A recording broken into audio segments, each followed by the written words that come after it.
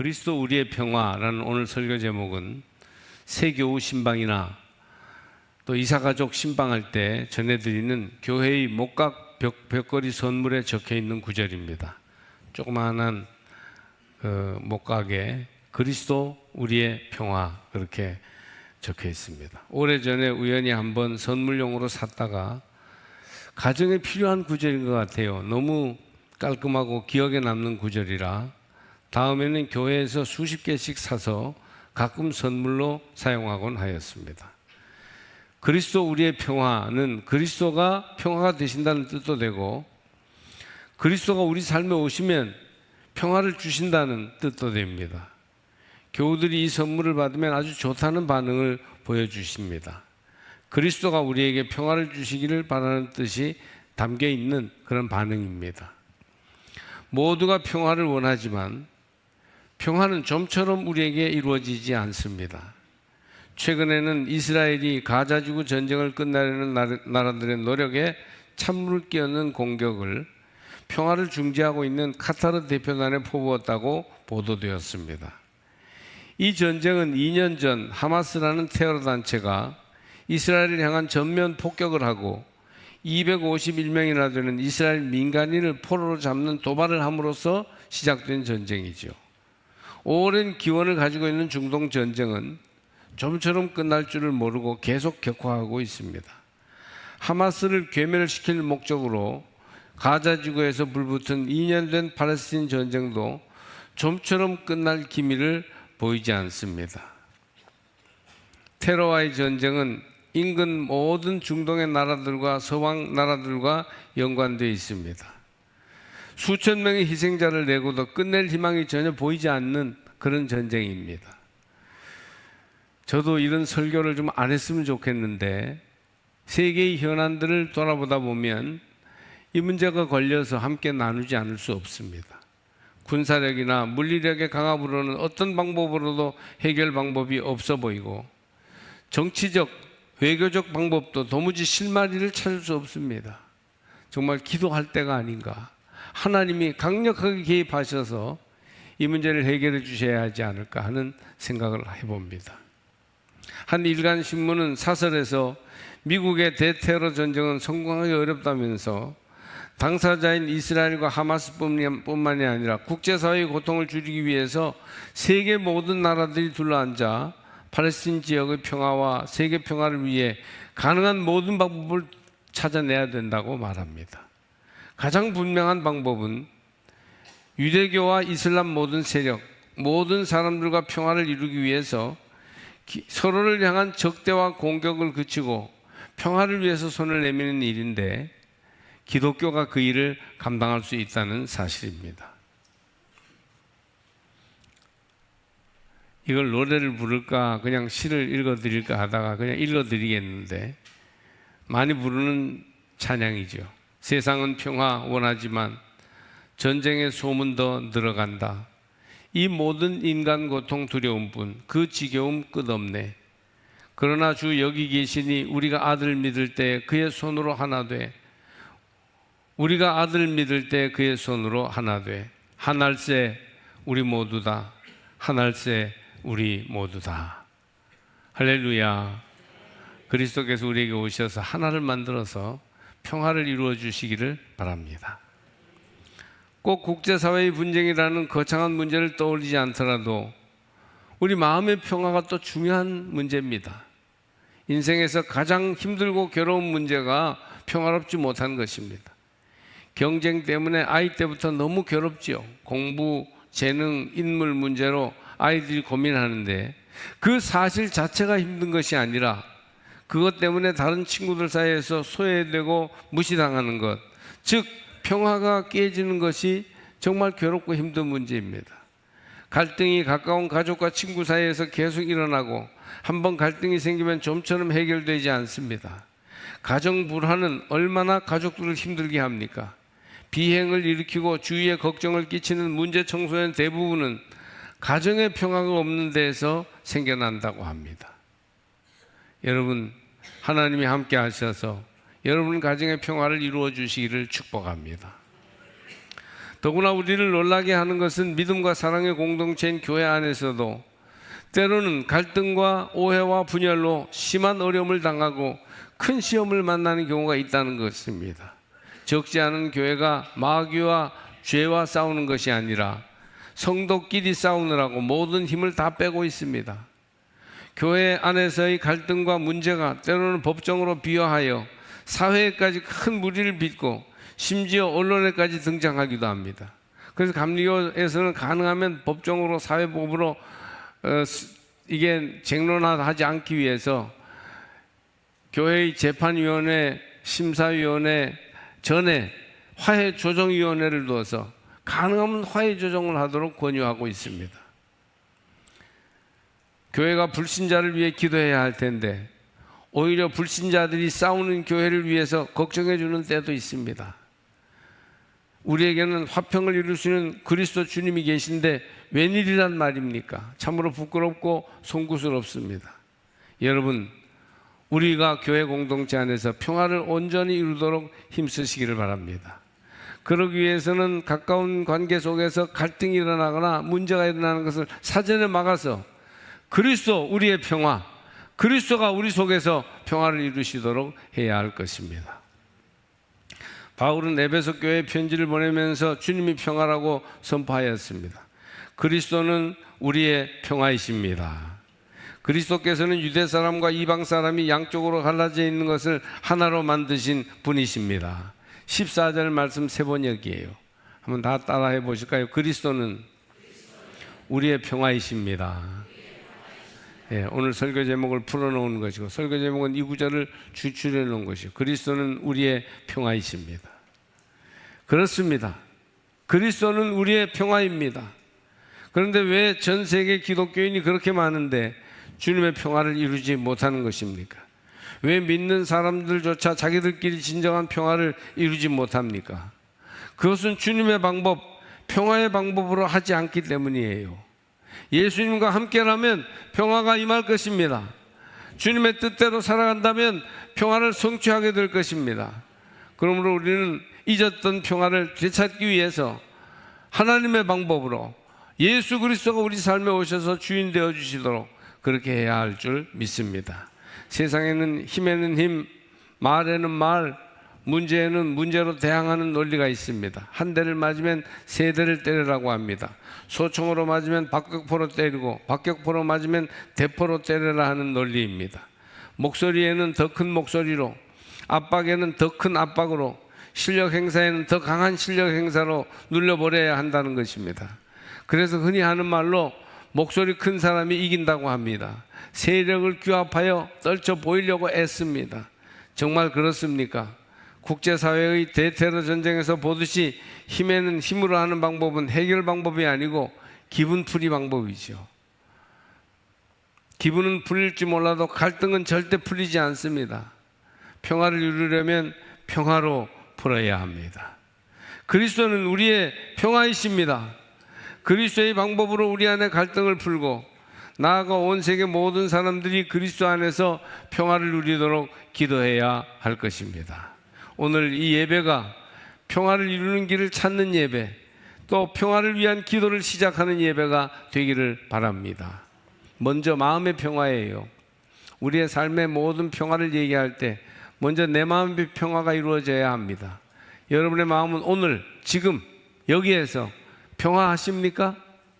여러분 가운데 평화가 있습니까? 얼굴을 보면 평화롭지 못한 마음을 가지신 분도 있는 것 같고 어떤 분들은 속에서부터의 평화가 얼굴도 평화롭게 하는 것 같습니다. 하나님의 평화가 여러분의 마음에 임하기를 축복합니다. 마음을 평화롭지 못하게 하는 더럽고 복잡하게 하는 그 무언가가 우리 마음에 있으면 마음이 평화롭지 않죠. 사람들의 마음을 어지럽히고 더럽게 하고 복잡하게 만들어 평화를 깨뜨리는 게 무엇입니까? 우리 마음에서부터 나와서 우리 마음을 어지럽히고 더럽히는 것, 우리에게서 나와서 우리를 대적하고 넘어뜨리는 것, 그게 바로 죄입니다. 죄와 죄책과 허물 이런 것들이 우리 속에서 막 역사하게 되면 우리 마음에 평안이 없어지고 마음이 병들게 되는 것이에요. 죄는 내게 속한 것인데 나를 대적하고 나의 원수가 되어 나를 넘어지게 하고 파멸하게 합니다. 마음의 평화가 없으므로 다른 사람과 평화를 누리지 못하고 마음의 평화가 깨짐으로 스스로 행복하지 못한 것이죠. 그러므로 마음속에 있는 죄와 허물과 죄책을 다 예수 이름으로 물리치시기를 바랍니다.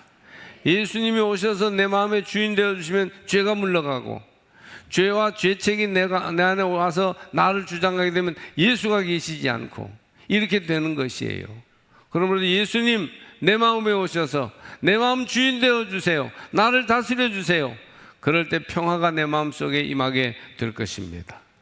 본문을 보면 그리스도는 자기 희생으로 평화를 이루셨습니다. 원수된 것, 그 중간에 막힌 담을 자기 육체로 허시고, 14절 하반절 말씀이죠. 또 십자가로 이 둘을 한 몸으로 하나님과 화목하게 하심이라. 원수된 것을 십자가로 소멸하시고, 16절 말씀이에요. 원수는 바깥에만 있는 게 아니라 내 안에 있어요. 내 안에 있는 원수가 더 무섭고 더 최종적이죠. 이게 죄인데, 죄로 인한 마음의 혼란과 불안을 없애시는 그리스도의 능력을 믿으십시오. 그리스도가 내 마음의 죄와 불안을 없애십니다. 주님이 마음의 평화를 이루신 방법은 십자가인데, 이것은 자기를 비우고 희생하는 길입니다. 예수께서 내게 오셔서 죄값을 지고 십자가에서 죽으시고 낮아지고 초라해지셔서 죄값을 치르셨습니다. 그리고 우리 마음속에서 싸우는 둘 사이에 평화를 주셨어요. 이게 십자가예요. 유대인과 헬라인이 더 이상 싸우지 말라고, 하나님의 거룩한 백성과 이방인이 싸우면 안 된다고, 그렇게 하나 되게 하신 역사를 이루신 것입니다. 사랑으로 모든 형벌이 사해지고 모든 원수 맺음이 갚아졌습니다. 할렐루야. 그리스도가 내 마음에 오시도록 마음을 여십시다. 이 시간 마음을 열으세요. 닫힌 마음을 활짝 여시기를 바랍니다. 문들아 너희 머리를 들라, 구약에는 그런 예배의 그 구절들이 있는데, 문이 머리를 든다는 말은 활짝 마음을 연다는 거예요. 하나님을 향해서. 그리스도를 마음에 모시기 바랍니다. 그리스도를 주인 삼아야 합니다. 그리스도께서 나를 온전히 감정과 생각을 다스리도록 해야 합니다. 그러면 마음의 평화가 임할 것입니다. 주여 내게 오시어 내 마음의 주인 되어 주옵소서. 그리하여 혼란과 불안이 사라지고 참 평화가 내 안에 이루어지게 하여 주옵소서. 주는 죄를 사하시고 막힌 담을 허셔서 내 안에 화평을 이루어 주옵소서. 할렐루야. 오늘 이 시간 마음의 혼란과 마음의 근심과 불안과 괴로움이, 불안이 다 사라지고 하나님이 주시는 평화로 가득하기를 축복합니다. 이렇게 마음의 평화가 있으면 그 다음 순서가 관계의 평화예요. 모든 관계가 평화해야 됩니다. 마틴 부버는 Between Man and Man이라는 책을 썼는데, 사람과 사람 사이라는 것이 모든 삶의 문제가 여기에 있다, 그렇게 보는 관계 중심의 세계관을 말하고 있습니다. 사람과 사람 사이에 모든 것이 있어요. 사람과 사람 사이에 사랑이 있고 평화가 있으면 행복합니다. 할렐루야. 사람과 사람 사이에 미움이 있고 불화가 있으면 불행해요. 모든 게 다 있는데 사람과 사람 사이에 불행이 있고 행복이 있어요. 관계가 얼마나 중요한지 모릅니다. 요즘 세상은 관계보다는 승리를 가리키죠. 이기는 법을 가리킵니다. 남보다 잘하고 앞서고 이기기 위해 아침부터 밤까지 아이들이나 어른이나 무섭게 노력합니다. 여러분, 아무리 노력해도 모두가 이길 수는 없어요. 모두 1등할 수는 없으며 모두 앞서갈 수는 없습니다. 누군가는 뒤로 물러서야 되는 것이죠. 그러니 평화가 깨집니다. 나는 이겨야 하고 나는 앞서가야 하고 내게 이익이 되어야 하는데, 그러면 너는 내려가라, 물러서라 하니 서로 경쟁하고 싸우게 되는 것이죠. 누군가는 지고 누군가는 내려가고 누군가는 물러설 수 있어야 평화가 이루어지지 않겠습니까? 그런데 주님은 이 관계 속에서 지고 내려가고 죽는 아가페의 사랑으로 십자가 위에서 평화를 이루셨습니다. 할렐루야. 기독교는요, 순교의 역사예요. 순교는 교회의 씨앗이죠. 교회가 여기까지 오게 된 것은 순교의 피를 씨앗으로 해서 자라난 것입니다. 수제자였던 베드로는 로마에서 십자가에 거꾸로 매달려 죽었습니다. 빌립은 소아시아에서 십자가를 지고 죽었습니다. 스데반은 예루살렘에서 돌에 맞아 죽었고, 바돌로메는 몸에 가죽을 벗기는 죽임을 당했습니다. 도마는 인도에서 순교했습니다. 마가는 알렉산드리아에서 기도하며 순교했습니다. 마태는 에티오피아에서 창에 찔려 순교했다고 알려집니다. 안드레는 에데사에서 십자가에 못 박혔습니다. 마띠아는 예루살렘에서 돌팔매질을 맞고 쓰러진 뒤 목베임을 당했다고 합니다. 누가는 헬라에서 감람나무에 매달려 죽임당했습니다. 바울은 로마에서 칼에 목이 떨어지면서도 목이 3번 튀었다고 하는데 거기마다 샘이 솟았는데 그러면서도 예수의 이름을 부르다가 죽었다고 합니다. 사도 요한은 100살까지 온갖 시련을 다 겪다가 죽은 살아있는 순교자였습니다.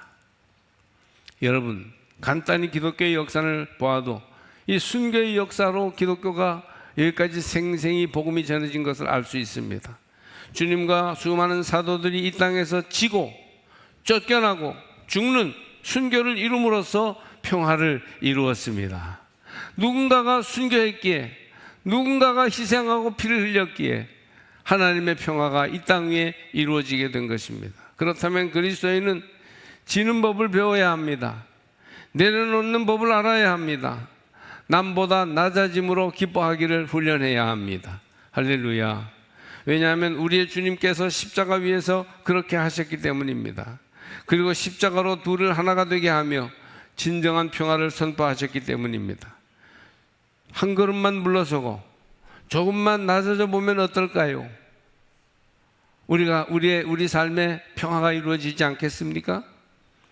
우리가 조금 물러서고 한 걸음 낮아지면, 그러면 그리스도께서 우리에게 가까이 다가오십니다. 우리 안에 오셔서 예수가 주인 되심으로 모든 관계가 하나씩 회복되면, 화목하게 되면 바로 거기가 천국에 가까운 곳이 될 것입니다. 조금만 내려놓으면 주님이 오셔서 평화와 천국을 이루고, 우리가 그 천국을 넘어서서 주님 인생을 마치고 주님께로 나가면 영원한 천국에 이르게 될 것입니다. 이렇게 마음의 평화가 중요하고 또 사람과 사람 사이의 관계의 평화가 중요하다 하는 것이에요. 세 번째로, 평화는 하나님과 함께 할 때 이루어진다는 사실을 오늘 에베소서는 계속 강조합니다. 그래서 평화를 이루기 위해서는 우린 기도해야 합니다. 기도함으로 하나님의 임재가 가까이 하게 될 때 평화가 이루어지는 것이에요. 15절 가운데 이 둘로 자기 안에서 한 세 사람을 지어 화평하게 하시고, 또 십자가로 이 둘을 한 몸으로 하나님과 화목하게 하려 하심이라. 원수된 것을 십자가로 소멸하시고, 하나님께서 원수를 소멸하셔서 화평을 이루셨다는 것이에요. 여기서 둘이란 유대인과 이방인, 헬라인, 그리스인을 가리킵니다. 여러분, 둘이 있어요. 어디서나 둘이 있어요. 항상 적대하는, 마주보는 세력이 있습니다. 항상 다릅니다. 항상 적처럼 마주대합니다. 항상 싸울 이유가 많습니다. 그러나 하나님과 함께 할 때, 하나님이 우리를 주장하실 때 십자가로 이 둘을 한 몸이 되게 하실 줄 믿습니다. 이게 바로 성서의 가치관, 예수 그리스도 보여주는 인생관이에요. 세계관이에요. 그래서 그 둘, 서로 다른 적대하는 둘, 정반이 합을 이루는 길은 하나님께 있다. 할렐루야. 주님께서 십자가 위에서 저들을 용서해달라고 하나님께 기도하셨듯이 우리는 평화를 위한 모든 노력을 할 때 기도하면서 하나님과 함께 그 일들을 해야 합니다. 가정이 불화하면요, 기도하세요. 기도의 자리로 가야 합니다. 감정에 휘말려 일을 급하게 처리하지 말고, 화났을 때 뭔가를 결정하지 말고 하나님께 맡기고 기도하면서 하나님과 함께 무슨 일이든 결정하고 행하시기를 바랍니다. 그러면 평화가 서서히 찾아오는 것을 경험할 것이에요. 하나님은 기도할 때, 하나님을 가까이 모실 때 우리에게 평화를 주십니다. 사람 사이의 평화도 내 마음의 평화에서부터 시작됩니다. 그러므로 갈등과 불화로 괴로울 때면 평화를 위해 많은 기도를 드리고 하나님께로 나아가 하나님과 함께 해야 합니다. 낙타는 하루 시작하고 마칠 때마다 주인 앞에 무릎을 꿇는다고 해요. 즉 하루를 보내고 일을 끝마칠 시간이 되면 낙타는 주인 앞에 무릎을 꿇고 등에 있는 짐이 내려지길 기다리며, 또 새날이 시작되면 또다시 주인 앞에 무릎을 꿇고 주인이 얹어주는 짐을 짊어집니다. 주인은 낙타의 사정을 잘 압니다. 그렇기 때문에 낙타가 짊어질 수 있을 만큼의 짐만 얹어줍니다. 그날에는 그날의 고생이 있어요. 낙타는 주인이 얹어주는 짐을 마다하지 않고 주인의 뒤를 따라갑니다. 일어설 때에도 먼저 무릎을 꿇고 일어서고, 앉을 때에도 먼저 무릎을 꿇고 앉는 낙타처럼 그렇게 무릎 꿇는 성도가 되시기를 바랍니다. 거기에 평화가 있습니다.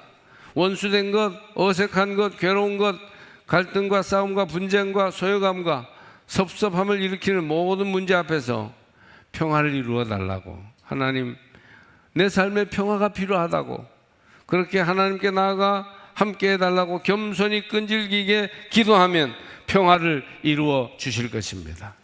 하나님 평화를 내게 주세요. 내 안에 오셔서 나를 다스리시면서 내 삶이 평화롭게 해주세요. 그렇게 우리는 끈질기게 기도해야 됩니다. 여러분 오늘도 평화를 위해 하나님께 기도했습니까? 매일 확인하시기를 바랍니다. 마지막으로 네 번째로, 평화는 대화를 통해서 이루어지는 것입니다. 또 오셔서 먼 데 있는 너희에게 평안을 전하시고 가까운 데 있는 자들에게 평안을 전하셨으니, 17절 말씀이에요. 평안을 전했다라는 말은 말 그대로 하면 샬롬이라고 말했다, 그런 뜻이에요. 그러니까 그냥 지나가지 않고 뭔 말을 했다는 거예요. 그런데 그것이 평화의 말이에요. 평화의 말을 전할 때 평화가 이루어집니다. 가만히 있으면 아무것도 일어나지 않아요. 평화를 말해야 합니다. 평화를 전해야 합니다. 아무리 어색해도 대화를 끊지 말고 평화를 전하시기 바랍니다. 대화를 통하여 자꾸 평안을 전하십시오. 대화하면 막힌 담이 헐어지고 멀어졌던 관계가 한결 가까워지며 미운 마음이 줄어듭니다. 성경은 먼 데 있는 사람에게 먼저 평안을 전했다고 합니다. 내가 기분 나쁜데, 자존심 상하는데 왜 내가 평안하냐고 먼저 물어봐야 돼? 제가 먼저 물어봐야지. 나는 그럴 수 없어. 그렇게 하는 것은 그리스도인의 모습이 아닙니다. 성경은 먼 데 있는 사람에게 먼저 평안을 전했다고 합니다. 먼 데 있는 사람, 적대하는 사람, 나와 원수된 사람, 나와 기분 나쁜 사람, 그 사람과 먼저 내가 평안을 전해야 합니다. 평안해? 샬롬이야? 이렇게 먼저 물어봐야 합니다. 멀어진 사람, 미워하는 사람, 서먹서먹해진 사람에게 먼저 평안을 전하십시오. 그러면 평화의 복이 여러분의 삶에 임할 것입니다. 가까운 사람도 멀어지지 않도록 평안을 전하셔야 해요. 카톡 같은 걸로 자꾸 물어봐요. 잘 지냈냐고. 그렇게 간단한 메시지를 보내도 내가 먼저 평안을 전한 것입니다. 그럴 때 곧 평화가 열매 맺어 내 삶에 임하게 될 것입니다. 미국 소매상협회의 통계를 보면 20년 전 아날로그 시대에 판매원의 48%가 한 번 전화하고 포기한답니다. 한 번 전화하고 포기하는 사람이 48%, 반이 되는 것이고, 25% 되는 판매원은 두 번 전화해보고 포기합니다. 두 번 해보는데 반응이 없으면 안 하는 것이. 근데 그 중에서 15%는 세 번 전화해보고 포기한다고 합니다. 즉 88%의 세일즈맨이 한 번, 두 번 혹은 세 번만 전화하고 판매를 포기한다는 것입니다. 그런데 나머지 12%는 끈질기게 전화해서 결국 판매를 하는데, 놀라운 것은 이 12%가 전체 판매량의 80%를 차지한다는 것입니다. 무슨 말씀인지 알겠어요? 끈질기게 계속 구원할 때 결과를 얻는다는 것이에요. 평안도 그래요. 평안을 전할 때 계속 소통을 노력하며 평안하냐고 말할 때 한두 번 하고 말지 않고 먼 데 있는 너희에게 평안을 전하시고 가까운 데 있는 자들에게 평안을 전하셨으니 할렐루야. 지속적인 대화 노력이 필요해요. 그러면 평화가 이루어집니다. 부부 사이에도 한두 번 기분 나쁠 때 한두 번 해보고 포기하지 말고 3번, 4번 물건을 팔아도 4번 팔아야 많이 팔린다는데, 그래서 계속 평안을 전하면 언젠간 이룰 것입니다. 물론 눈치 있게 해야 되겠죠. 3번, 4번 평화를 전하고 계속 대화를 시도하는 끈질긴 노력이 필요해요. 독일의 통일도 브란트의 지속적인 대화 정책이 바탕이 되어 이루어진 것입니다. 우리나라 남북 관계도 이제 거의 희망이 없어진 것 같지만 대화하기를 포기하지 말아야 합니다. 왜냐하면 갑자기 어떤 일이 일어날 수도 있기 때문이에요. 하나님이 일하십니다. 할렐루야. 기도하는 이 동포를 사랑하십니다. 대화가 강같이 흐르는 사회가 되어야 합니다. 여러분, 아무리 기분 나빠도 나 저 친구 안 보고 살래, 그러지 마세요. 그건 그리스도인의 세계관이 아닙니다. 안 보고 사는 게 어디 있어요. 아무리 안 보려고 피해도 돌이켜 딱 골목에서 마주치는 수도 있는데, 그러니까 여러분, 대화하기를 포기하지 마십시오. 하나님이 일하십니다. 기도하는 이 동포를 사랑하십니다. 대화가 강같이 흐르는 사회가 되어야 하고, 가정 안에서도 대화가 끊어지지 말아야 합니다. 잠깐 기분 나쁘다고 기분 나쁜 내색하고 포기해버리지 말고 계속 주님처럼 대화의 손길을 내밀면 틀림없이 평화가 이루어질 것입니다. 부모, 형제, 자매, 친구, 친지, 믿음의 권속들, 교우들, 동업자와의 대화를 끊지 말고, 끊어졌다면 지금부터 다시 시작하시기 바랍니다. 이것은 제가 목사로서 개인적인 권면을 드리는 것이 아니고 성경이, 예수께서 여러분에게 주는 명령이에요. 계속 대화해라. 대화를 끊지 말아라. 이 말씀에 마음으로부터 아멘 하시기를 주의 이름으로 축복합니다. 오늘은 기독교교육진흥주일입니다. 2004년 바나 여론조사에 따르면 85%의 그리스도인들이 14세 이전에 예수님과 교제를 시작했다고 합니다. 어릴 적에 예수 믿은 사람들이 훨씬 많고 그들의 그 어릴 적 믿음이 끝까지 자란다는 거예요. 자녀들을 믿음으로 교육하는 일에 가장 기본이 되고 중심이 되는 주제는 평화입니다. 히브리어로 샬롬이 가장 중요한 기독교육의 주제예요. 평화를 이루고 평화를 전하는 일이야말로 다음 세대까지 이어갈 가장 좋은 자산입니다. 지난주에 우리 연합집회할 때 교사들 가운데 몇 분이 자기네 반 아이들, 자녀들 이름을 적어서 기도할 때 반 아이들 이름을 적어서 기도한 교사들이 있었는데, 제가 그 헌금 봉투를 받아가지고 목회적으로 살피세요 그래서 다 보면서 상당히 도전을 받았어요. 아, 이렇게 아이들의 이름을 부르며 그들의 기도 제목을 가지고 기도하는 교사들이 있구나. 얼마나 귀한 일이에요.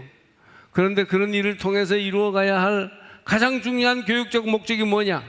기독교적 세계관을 말하는 가장 핵심적인 단어가 뭐냐? 평화예요. 평화를 이루어야 합니다. 전쟁과 갈등의 세계를 물려주지 말고 평화와 복지의 사회를 물려줘야 돼요. 다음 세대까지 이어갈 가장 좋은 자산은 평화입니다. 재산을 10억 넘겨주면 뭘 해요? 자녀에게. 부부가 싸워가지고 부모를 존경하지 않는데 평화를 넘겨주어야 합니다. 내 마음이 평화로운가? 아침에 깰 때, 밤에 잠들 때 우리 마음에 평화가 깃들어 있는가? 오늘 물어보시기를 바랍니다. 올해 예수 안에 행복을 표어로 내걸었는데 주님 모시고 마음의 평화를 누리며 행복하시기를 바랍니다. 행복이 더해가는 평화로운 우리 가정 세우시기를 바랍니다. 우리의 모든 인간관계를 돌아보아 불화가 있다면 평화로 변화시켜달라고 기도하십시오. 그리스도, 우리의 평화, 마음의 평화, 관계의 평화, 기도하면서 계속 평화, 지속적으로 만남과 대화를 통해 평화, 내 마음의 평화가 온 세상의 평화에까지 이어지기를 주의 이름으로 축복합니다.